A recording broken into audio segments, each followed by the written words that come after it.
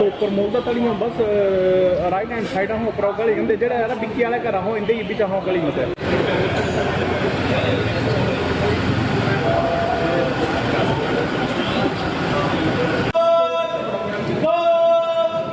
谁是广告委员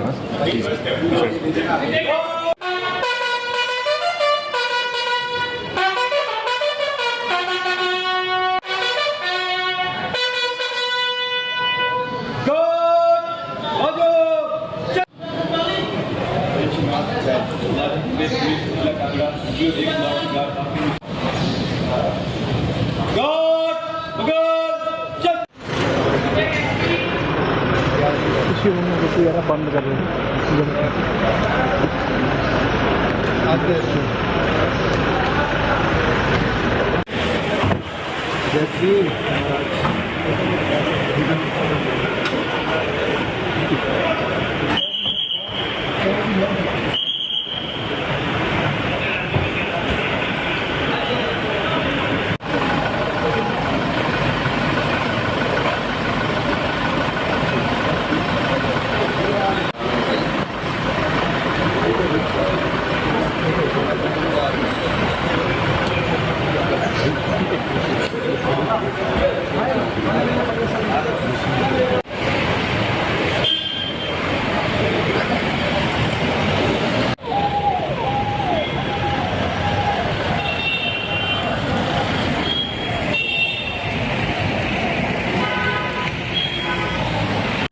माननीय प्रधानमंत्री जी हिमाचल प्रदेश को अपना दूसरा घर भी मानते हैं और जिस तरह से पिछले 8 वर्षों में हिमाचल को विशेष राज्य का दर्जा देना हो या फिर एम्स, पीजीआई या medical college, hydro engineering college से लेकर आईआईएम और बाकी सेंट्रल यूनिवर्सिटी तक बहुत बड़ी देन प्रधानमंत्री नरेंद्र मोदी जी की है। एक के बाद दूसरा दौरा किया, ये तो उनका दूसरा घर है। जितनी बार आएंगे उतनी बार उनका स्वागत है और आपने हर बार देखा, चाहे मंडी हो या बिलासपुर हो, रिकॉर्ड भीड़ आई। ये अपने आप में मोदी जी के प्रति हिमाचल की जनता का जो स्नेह है वो देखने को मिलता है।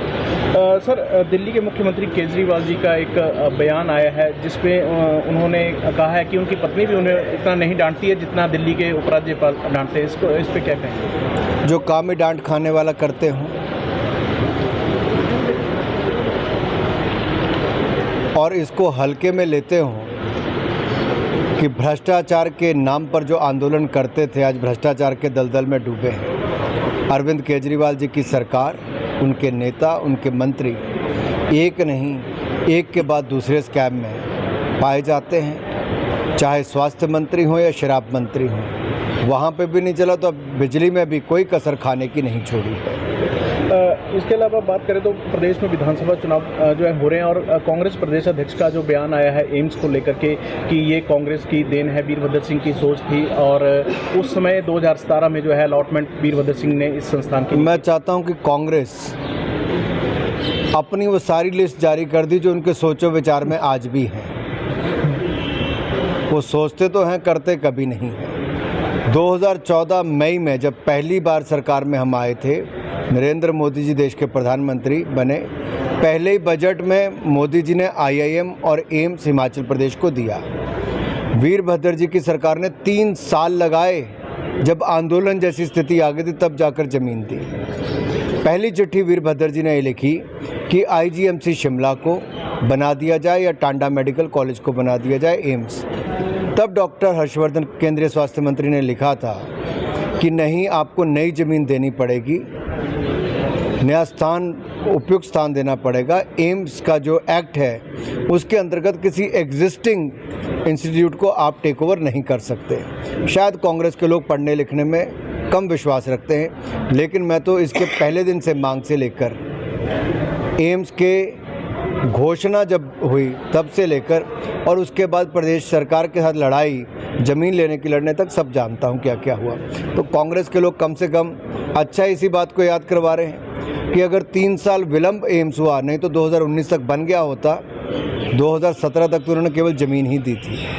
साथ में बात करें तो कांग्रेस जो है लगातार महामहिम राष्ट्रपति जो द्रौपदी मुर्मू है उनका अपमान कर रही है। उदित राज जो कांग्रेस नेता है उन्होंने ट्वीट करके एक बार फिर राष्ट्रपति का अपमान किया है, इसको लेके क्या कहेंगे? जिनके संस्कार जितने होंगे उतनी ही बात करेंगे। महामहिम राष्ट्रपति जी एक बहुत गरीब परिवार से आती हैं, पिछड़े क्षेत्र से आती है। शायद कांग्रेस हजम ही नहीं कर पाई कि ये एक ट्राइबल महिला पार्षद से लेकर प्रेसिडेंट की पोस्ट तक पहुंच कैसे गए। शायद कांग्रेस ने उनके जीवन के संघर्षों को देखा नहीं, इसलिए किसी महिला को और विशेष तौर पर एक राष्ट्रपति को अपमानित जो किया है इसके लिए पूरे देश से माफ़ी मांगनी चाहिए।